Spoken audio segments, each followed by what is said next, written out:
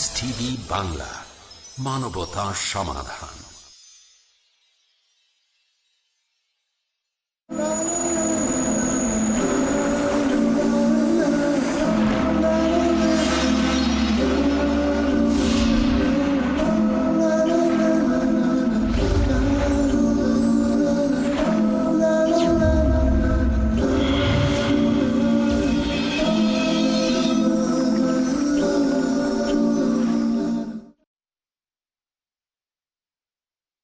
আসসালামু আলাইকুম ওয়া রাহমাতুল্লাহি ওয়া বারাকাতুহু।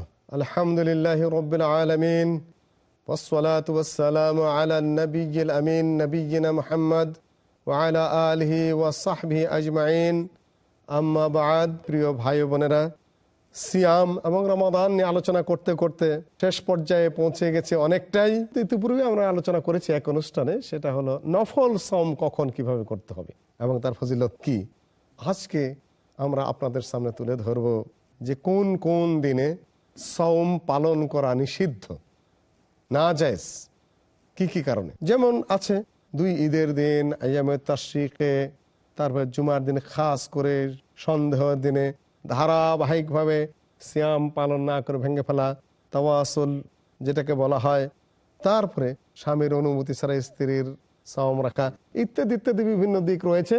আমি আপনাদের সামনে যথারীতি পরিচালনা করছি ডক্টর মুসলিউদ্দিন।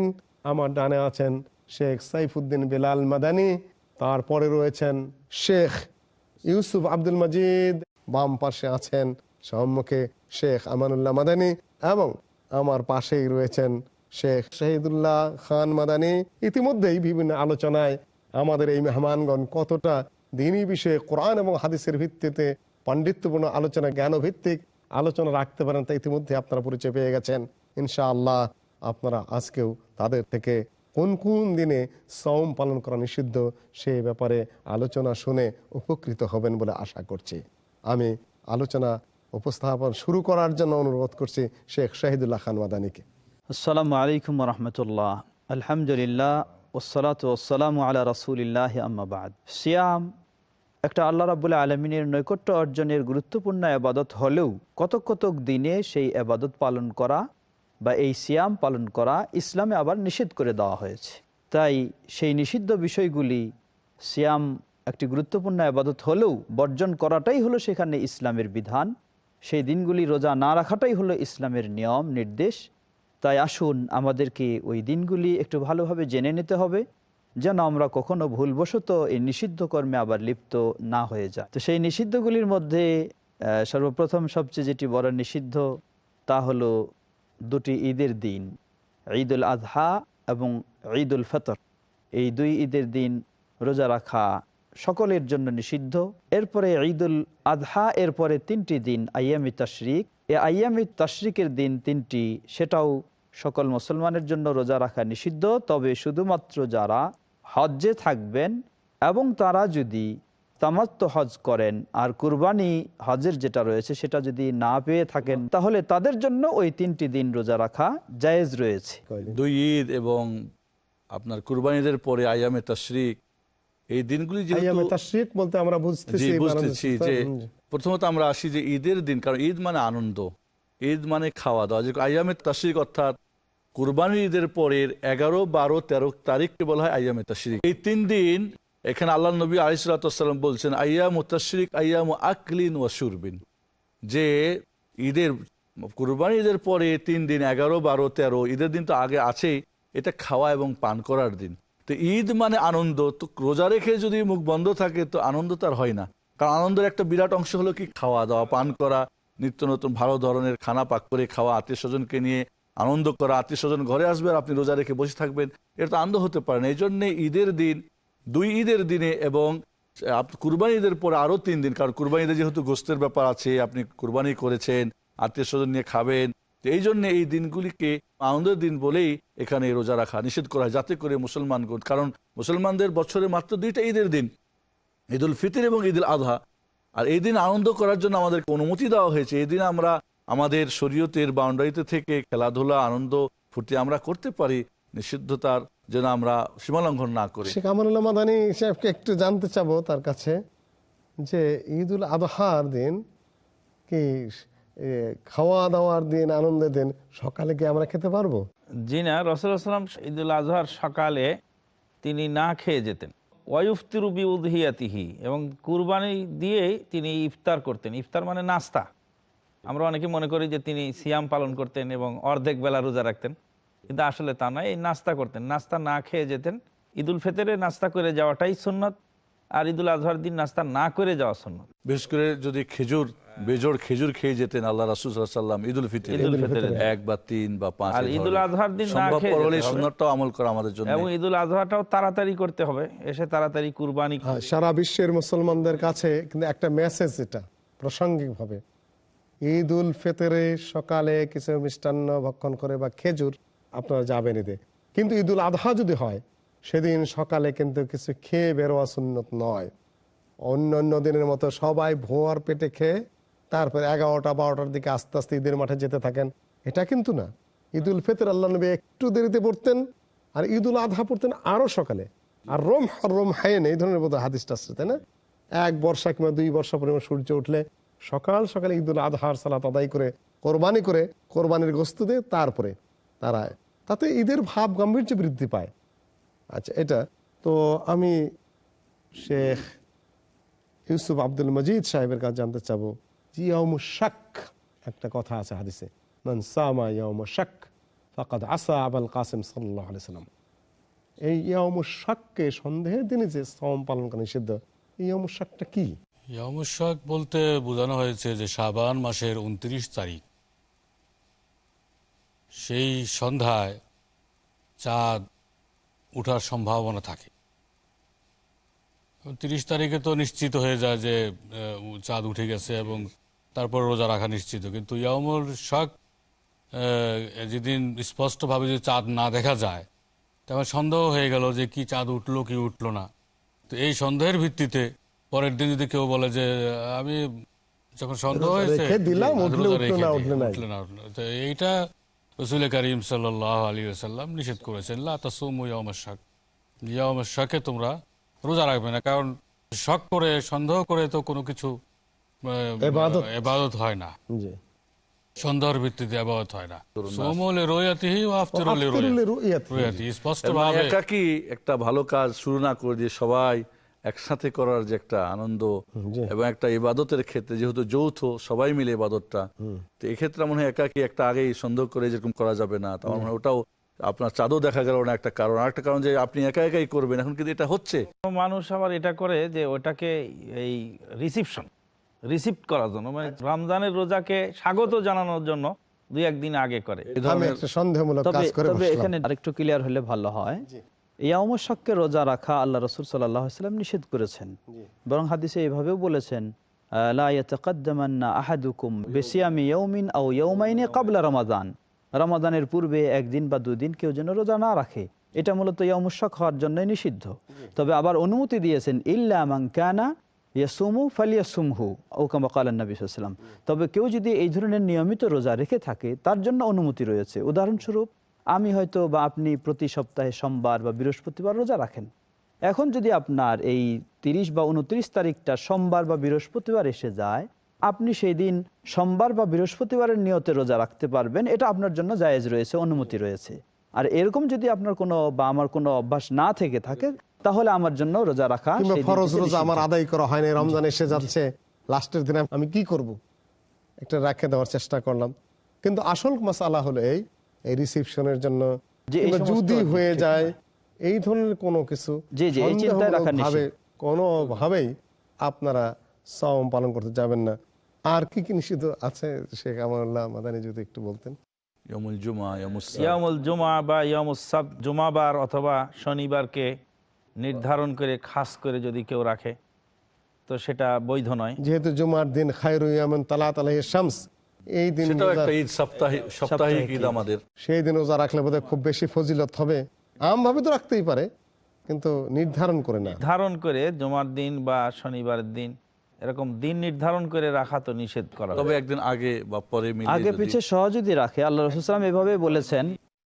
আমি শেখ বেলালের কাছে নতুন একটা প্রশ্ন নিয়ে আসতে চাই, যদি সম্পূর্ণ থাকে তাহলে সম্পূর্ণ করে নেব। বলছিলাম যে যেহেতু এটা একটা সাপ্তাহিক ঈদ মুসলমানদের, এই জন্যই নিষিদ্ধ। এছাড়া এখানে একটা মাসলা আমাদের আসতে পারে যে আমাদের অনেকে আছেন যারা শুক্রবারের দিন সাপ্তাহিক ছুটি পান, অন্য অন্য দিনগুলি কাজে কামে ব্যস্ত থাকেন। এক্ষেত্রে যদি এমন হয় যে তার কোনো রোজা কাজা রয়ে গেছে, বাকি রয়ে গেছে, তো এই রোজাগুলি এই দিনে সেটাকে হয়তো কাজা করে নিতে পারে, এক্ষেত্রে তার যে সুযোগ হতে পারে ইনশাল্লাহ। কিন্তু শুধু নির্দিষ্ট করে জুমার দিনের সোয়াব বা এ করে যেটা করা যাবে না। এর সঙ্গে যেটা আমাদের আসে যে ইয়ামুসসাbt বা আপনার শনিবারের দিন আলাদা করে রোজা রাখা, কারণ এটা ইহুদিদের রোজা রাখা আলাদা করে, এই জন্য আমাদের শনিবার শুধু আলাদা করে রোজা রাখা নিষেধ। ইহুদিদের ধারণা আল্লাহ পাক 6 দিনে পৃথিবী সৃষ্টি করে হয়রান হয়ে গেলেন, 7ম দিনে তিনি রেস্ট নিলেন এবং সেই রেস্ট নেওয়ার কারণে তিনি বিশ্রাম নিলেন। ওই দিন আইয়ামে সাব্ত হয়ে গেল তাদের সাম পালন করার জন্য। একটা গুরুত্বপূর্ণ প্রশ্ন করবো আপনাকে, সেটা হলো নেসফু শাবানে, শাবানের যে 15 তারিখে বা 14 তারিখে সাওমটা পালন করে, এটার ব্যাপারে কি আমাদের রাখা জায়েজ কি না জায়েজ, কি ধরনের হবে সেটা? আমরা যে সমস্ত নফল রোজার ক্ষেত্রে বলেছিলাম যে 1 তারিখ থেকে নিয়ে 15 তারিখ পর্যন্ত শাবানের রোজা রাখা আমাদের জন্য মানে একাধারে বা বিক্ষিপ্ত ভাবে। এক হাদিসে এসেছে যে মুনতাসাফ রমাজান বা কি শাবানের 15 পরে উম্মতের জন্য আল্লাহর নবী আলাইহিস সালাম এইভাবে বলছেন যে তাসাফা শাবান ফালা তাসুমু, কারণ প্রস্তুতির জন্য রমজানে 15 রমজানের পর রোজা রাখা। কেউ নির্দিষ্ট করে যারা আইয়ামে বীজের রোজা রাখেন না, শাবানের 15 তারিখের বিরাট সোয়াব বর্ণনা করে, এবং এর ক্ষেত্রে একটা জাল হাদিস এসেছে যে যে 15 শাবানের রাত্রি তোমরা কিয়াম, তোমরা ইবাদত করো, নামাজ পড়ো, আর দিনের বেলা রোজা রাখো। এটা কিন্তু একটা জাল হাদিস। একটু আমি ব্যাখ্যা নিয়ে নিচ্ছি। এখানে আমরা লাইলাতুল কদরকে নিয়ে আসতেছি শাবানের রাত্রিতে শবে বরাতের নাম নিয়ে একটা ব্যাপার, আর সাওমকে এখানে নিয়ে আসতেছে খুব বড় ইবাদত বলে গণ্য হবে। এবং এক্ষেত্রে আমরা বলবো যে শুধুমাত্র শাবানকে মানে নির্দিষ্ট করে এবং এর সমস্ত জয়ীফ হাদিসের মানে সওয়াব বর্ণনা করে এই দিনে রোজা রাখা নিঃসন্দেহে নিষিদ্ধ হবে, যেভাবে নিষিদ্ধ আপনার 27শে রজব, যেটাকে মেরাজের রাত্রি মনে করে রোজা রাখা। কারণ সেটাও, কারণ যে কোনো ইবাদত কবুল হওয়ার জন্যে বা করার জন্যে আগে আমাদের পারমিশন খোঁজ করতে হবে যে আমাদের দলিল আছে কিনা। কাজেই 15 শাবানের সহিহ হাদিসটা যেখানে প্রমাণিত না, মেরাজের কোনো সাব্যস্তই নেই, বা এই রাসূল সাল্লাল্লাহু আলাইহি ওয়াসাল্লাম এই ধরনের কোনো নির্দিষ্ট রোজা রেখেছেন তাও প্রমাণ নেই, মেরাজের দিন কোনটা সেটা সাব্যস্ত নেই। হ্যাঁ, ছোট্ট একটি বিরতির পরে আমরা ইনশাআল্লাহ আপনার সামনে কোন কোন দিনে সাওম, কি কি কারণে রাখা নিষিদ্ধ তা নিয়ে আলোচনা করব। আপনারা আমাদের সাথেই থাকুন।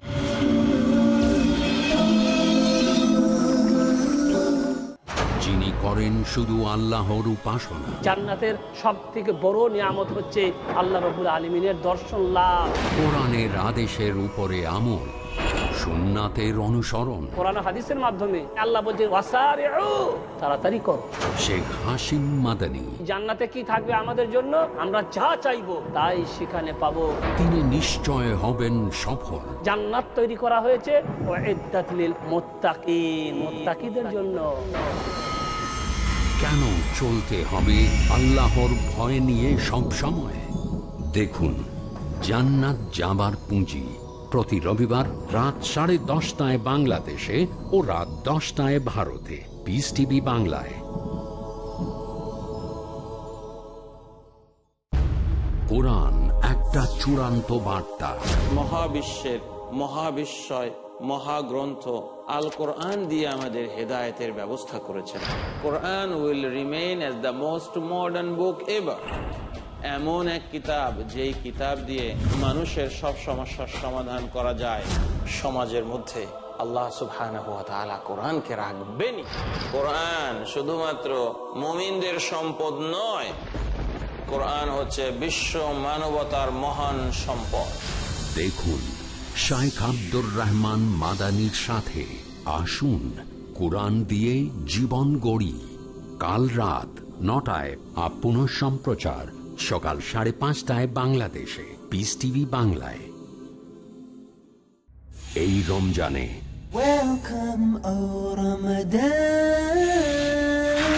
রমজান হলো রহমতের মাস। সাহরি, ইফতার, তারাবি, লাইলাতুল কদর, ইতিকাফ, ঈদুল ফিতর, এরকম আরো অনেক কাজ যেগুলো নবী মুহাম্মদ সাল্লাল্লাহু আলাইহি সাল্লাম করেছেন এই পবিত্র রমজান মাসে। আমি থাকবো আপনাদের সাথে এই রমজান মাসের প্রত্যেকটা দিন।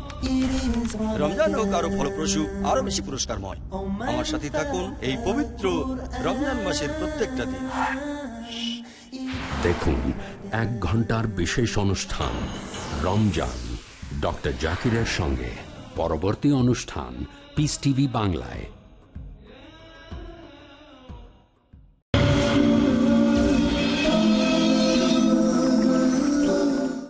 আসসালামু আলাইকুম রহমতুল্লাহি ওয়া বারাকাতুহু। আমরা আলোচনা করছিলাম কোন কোন দিনে সাওম বা রোজা পালন করা নিষিদ্ধ। আমাদের শেখ বোধহয় কথা বলছিলেন, শেখ শহীদুল্লাহ খান মাদানী। আমরা আলোচনা করছিলাম যে সমস্ত দিনগুলিতে রোজা রাখা নিষেধ করেছেন ইসলামে আল্লাহ রসুল সাল্লাল্লাহু আলাইহি ওয়াসাল্লাম। সেগুলির মধ্যে হচ্ছে জুমার দিনটিকে নির্দিষ্ট করে শুধু জুমার দিন রোজা রাখা।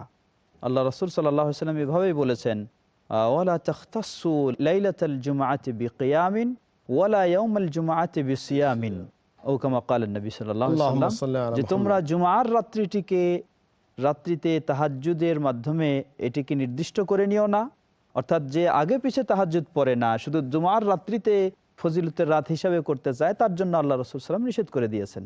মানে যে আগে পিছে করে থাকে তার জন্য অনুমতি, কোনো অসুবিধা নেই। অনুরূপভাবে শুধু জুমার দিন, ভালো দিন, ফজিলতপূর্ণ দিন মনে করে কেউ যদি রোজা রাখতে চায়, তার জন্য আল্লাহ রাসূল সাল্লাল্লাহু আলাইহি ওয়াসাল্লাম নিষেধ করেছেন। কিন্তু কারো যদি আইয়ামে বেজের দিন হিসাবে চলে আসে তাহলে তার জন্য অসুবিধা নেই।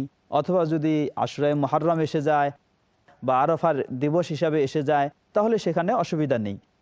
অন্য কোনো বিষয়ের সাথে যদি সম্পৃক্ত থাকে তাহলে জায়েজ রয়েছে। শুধু জুমার দিনটিকে নির্দিষ্ট করে রোজা রাখা সেটি নিষেধ, কারণ জুমার দিন এটি মুসলমানদের জন্য একটি সাপ্তাহিক ঈদের দিন, যে দিন জুমার দিনটা রোজা রাখা নিষেধ।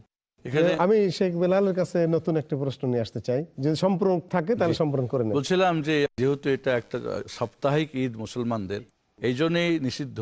এছাড়া এখানে একটা মাসলা আমাদের আসতে পারে যে আমাদের অনেকে আছেন যারা শুক্রবারের দিন সাপ্তাহিক ছুটি পান, অন্য অন্য দিনগুলি কাজে কামে ব্যস্ত থাকেন। এক্ষেত্রে যদি এমন হয় যে তার কোনো রোজা কাজা রয়ে গেছে, বাকি রয়ে গেছে, তো এই রোজাগুলি এই দিনে সেটাকে হয়তো কাজা করে নিতে পারে, এক্ষেত্রে তার যে সুযোগ হতে পারে ইনশাল্লাহ। কিন্তু শুধু নির্দিষ্ট করে জুমার দিনের সোয়াব বা এ করে যেটা করা যাবে না। এর সঙ্গে যেটা আমাদের আসে যে ইয়ামুস সাবত বা আপনার শনিবারের দিন আলাদা করে রোজা রাখা, কারণ এটা ইহুদিদের রোজা রাখা আলাদা করে, এই জন্য আমাদের শনিবার শুধু আলাদা করে রোজা রাখা নিষেধ।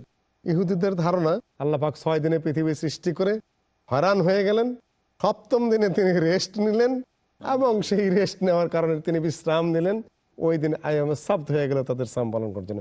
একটা গুরুত্বপূর্ণ প্রশ্ন করবো আপনাকে, সেটা হলো নেসফু শাবানের যে 15 তারিখে বা 14 তারিখে সাওমটা পালন করে, এটার ব্যাপারে কি আমাদের রাখা জায়েজ কি না জায়েজ, কি ধরনের হবে সেটা? আমরা যে সমস্ত নফল রোজার ক্ষেত্রে বলেছিলাম যে 1 তারিখ থেকে নিয়ে 15 তারিখ পর্যন্ত শাবানের রোজা রাখা আমাদের জন্য মানে একাধারে বা বিক্ষিপ্ত ভাবে। এক হাদিসে এসেছে যে মুনতাসাফ রমাজান বা কি শাবানের 15 পরে উম্মতের জন্য আল্লাহর নবী এইভাবে বলছেন তাসাফা শাবান ফালা তাসুমু, কারণ প্রস্তুতির জন্য রমজানে 15 রমজানের পর রোজা রাখা। কেউ নির্দিষ্ট করে যারা আইয়ামে বীজের রোজা রাখেন না, শাবানের 15 তারিখের বিরাট সোয়াব বর্ণনা করে, এবং এর ক্ষেত্রে একটা জাল হাদিস এসেছে যে যে 15 শাবানের রাত্রি তোমরা কিয়াম, তোমরা ইবাদত করো, নামাজ পড়ো, আর দিনের বেলা রোজা রাখো। এটা কিন্তু একটা জাল হাদিস। একটু আমি ব্যাখ্যা নিয়ে নিচ্ছি।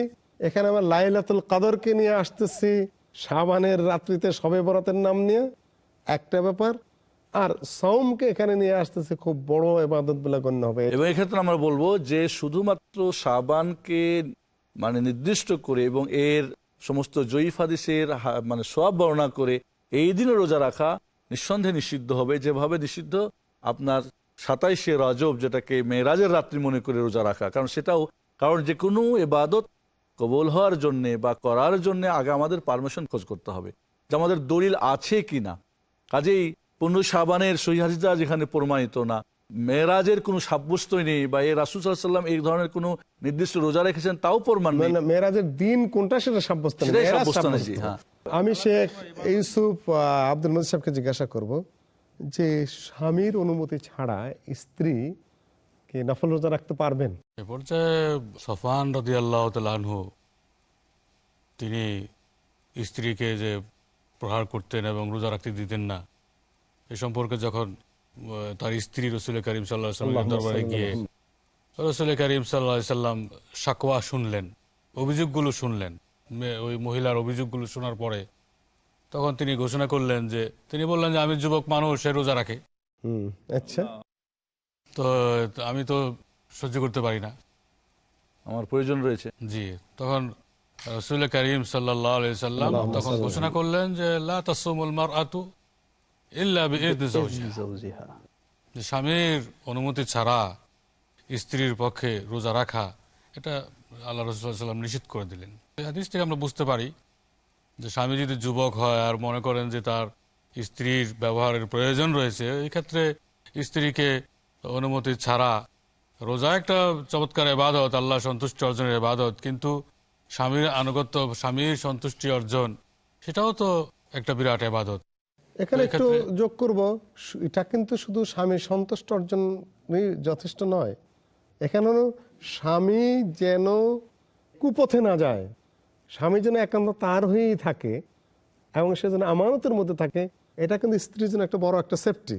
নফল দুই একটা রোজা রাখতে যে স্বামীর চরিত্র নষ্টে সহযোগিতা করবে, এটা যেন নয়। আল্লাহর পক্ষ থেকে কিন্তু উভয়ের প্রতি একটা বিরাট রহমত। আসলে ডক্টর, যদি এমনও হয় যে রোজা রেখে ফেলেছেন আর স্বামীর প্রয়োজন হয়েছে, তো প্রয়োজনে সে রোজা ভেঙে দিতে হবে তাকে। নফল, জি, নফল রোজা ভেঙে দেওয়া জায়েজ আছে, যদিও না ভেঙে দেওয়াটাই উত্তম। স্বামীর উচিত হবে তার রোজাটাকে সংরক্ষণ করা, উদ্বুদ্ধ করা, কিন্তু প্রয়োজন যদি হয় তাহলে ভেঙে দেওয়াও তার জন্য কিন্তু জায়েজ রয়েছে। ডাক্তার, আমার একটা প্রশ্ন এখানে, এটা হলো যে আইয়ামে বীজ তো মানে অর্থাৎ 13, 14, 15 তো যে কেউ রাখতে পারে মাশাআল্লাহ, কিন্তু এখন ওই 13ই জিলহাজ যদি হয় তাহলে তো ওটা আইয়ামের তাশরিকের মধ্যে পড়ে গেল। এখন এক্ষেত্রে আমরা কি করতে পারি? এক্ষেত্রে যিনি আইয়ামে বীজের রোজা মানে 13, 14, 15 মাসিক, এই 3 মাসের 3টি করে রাখে অভ্যস্ত, সে কি এই জিলহাজ মাসে এটা পারবে কিনা?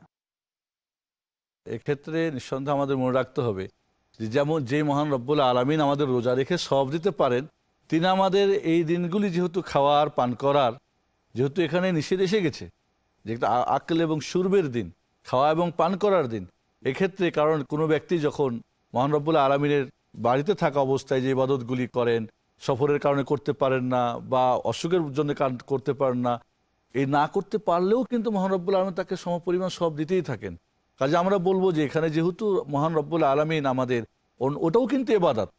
এই 3 দিন আমরা রমজানের এই নফল সিয়ামটা যেমন ইবাদত আমাদের জন্য, এই ক্ষেত্রে কি তাহলে তারা 14-15 রাখবে না? এখানে মানে সুন্দর একটা আরেকটা জবাব তাছাড়াও যেটা আমাদের একটু আলোচনা হয়েছে, আরেকটা জবাব হতে পারে যে মাসে 3টা, এটা তো আইয়ামে বেজ অর্থাৎ 13-14 তারিখে রাখতেই হবে এমন বাধ্যতামূলক নয়। আয়েশা রাদিয়াল্লাহু আনহা বলছেন যে এই রোজা 3টা আল্লাহ রাসূল সাল্লাল্লাহু আলাইহি ওয়াসাল্লাম কখনো মাসের শুরুতে রাখতেন, কখনো শেষেও রাখতেন, সেই হিসাবে রাখা যায়। আর এখানে জিলহজ্জা মাসের জন্য আরেকটি বড় সুযোগ আছে, এই জিলহজ্জা মাসের যেহেতু 1 তারিখ থেকে 9 তারিখ রোজা রাখার সুযোগ এবং রোজা রাখাটাই সুন্নত, এখানে যদি কেউ ওই 3টি রোজা, ওই মাসিক 3টা রোজার নিয়ত করে নেয়, তাহলে তাকে আরো অতিরিক্ত ওখানে রাখার কোনো প্রয়োজন নাই, তাকে একসাথেই 2টি হয়ে যাচ্ছে তার এখানে। কি যেন একটা হাদিস আছে যে জিলহজ মাসের এই কয়টা দিন সবচেয়ে মা মিন আইয়ামিন আল আমালু সালিহু ফীহিন্না আহাব্বু ইলাল্লাহি মিন হাযিহি আল আইয়াম আল 10। একটু হাদিসটা যদি অনুবাদ করতেন তাহলে মানুষের জন্য সুবিধা হতো। জিলহজ মাসের দিবসে আল্লাহর কাছে আমলগুলো অন্য যে কোনো দিনের আমলের চেয়ে প্রিয়।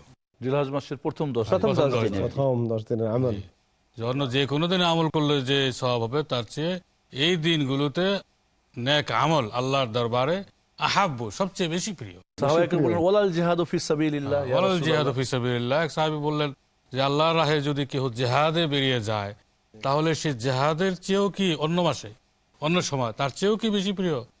ফরমায়া রাসূল কারীম সাল্লাল্লাহু আলাইহি ওয়াসাল্লাম ওয়ালাল জিহাদু ফি সাবিলিল্লাহ ইল্লা ইয়াকুনা রাজুলুন খারাজা বিনাফসিহি ওয়া মালিহি ওয়া লাম ইয়ারজি বিশাই। যে এক ব্যক্তি যে অন্য দিনে যদি কেউ এরকম হয় যে তার ধনসম্পদ এবং জান মাল নিয়ে আল্লাহর রাস্তা বেরিয়ে গেছেন আর ঘরে ফিরেননি, অবশ্য তার মর্তবা মর্যাদা এবং তার আমল এই দিনগুলোর চেয়েও বেশি হতে পারে বলে রাসূল কারীম সাল্লাল্লাহু আলাইহি ওয়াসাল্লাম, তিনি তো সবকিছুই দিয়ে দিয়েছেন আল্লাহর জন্য, জান মাল যা আছে সব বিসর্জন দিয়েছেন। অর্থাৎ আমরা বুঝতে পারলাম যে মুজাহিদ জেহাদে গেছেন, ফিরে এসেছেন, বা তিনি শহীদ হয়ে গেলে তার মাল ফিরে এসেছে, এই অবস্থাগুলির চাই তো এই দিনের আমলগুলি উত্তম। বাকি আছে আরো সময় বিশাল, যেটা সময় বেসাল, যে ধারাবাহিক ভাবে একাধারে রোজা রাখা, আপনার সেহরি খেলো মনে করেন, এরপরে গ্রেফতারি না করে আবার থেকে গেল, এইভাবে ধারাবাহিক ভাবে একের পর এক রোজা রাখা, যেটা রাসূলুল্লাহ সাল্লাল্লাহু আলাইহি ওয়াসাল্লাম নিজে রাখতেন, কিন্তু আমাদের উম্মতের জন্য সেটাকে নিষেধ করে দিয়েছেন। আরেকটা জিনিস আছে, অনেক সময় মা ও বোনেরা এই ঋতুবতী অবস্থায় থাকেন, নেফাস অবস্থায় থাকেন, বিশেষ করে মেয়েরা যখন প্রথম যৌবন প্রাপ্ত হয় তখন লজ্জার শুধু এমনিতেই রোজা রাখে, নিয়ত করে রোজা রেখে দিলাম। অনেক জায়গা থেকে এসছে, লজ্জার কোনো কারণ নেই, শরীয়তের মাসালা, মায়েরা বোনেরা তারা তাদেরকে বলে দেবেন না এটা তোমার জন্য সাম রাখতে হবে না, নিয়ত করে রোজা রেখে। আশা করি আমরা কোন কোন দিনে সাওম পালন করা নিষিদ্ধ সেই ব্যাপারে বিস্তারিতভাবে প্রাণবন্তভাবে জানতে পারলাম, এবং আশা করি আমরা এই সকল দিনগুলোতে সাওম পালন করব না এবং সতর্ক থাকব। এতটুকু বলে আপনাদের কাছ থেকে আজকের মতো বিদায় নিচ্ছি। আবার অন্য কোনো অনুষ্ঠানে আপনাদের সাথে দেখা হবে। আশা করি আপনারা বিভিন্ন শরীয়তের বিধিবিধান পালন করবেন এবং পিস টিভি অত্যন্ত নিয়মিত আপনারা দেখার জন্য চেষ্টা করবেন। আসসালামু আলাইকুম ওয়া রাহমাতুল্লাহি ওয়া বারাকাতুহু।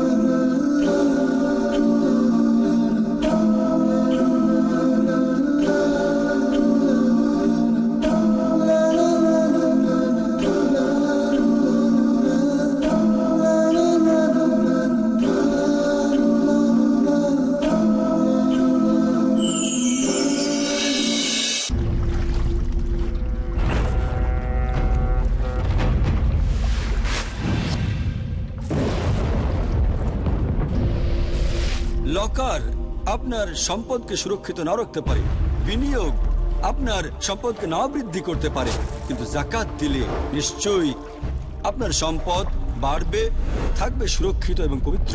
পিস টিভির সাথে থাকুন। আপনার জাকাত ও দানের অর্থ পাঠাতে পারেন IRFI Al Ryan Bank 47 Calthorpe Road, Birmingham, UK. Post code B151TH. Pound account number 01132301.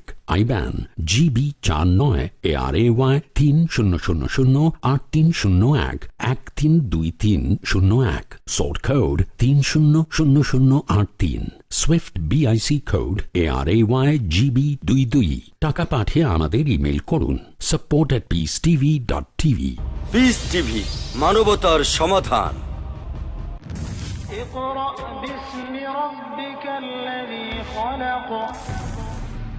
আপনি পড়ুন আপনার প্রতিপালকের নামে, যিনি সৃষ্টি করেছেন।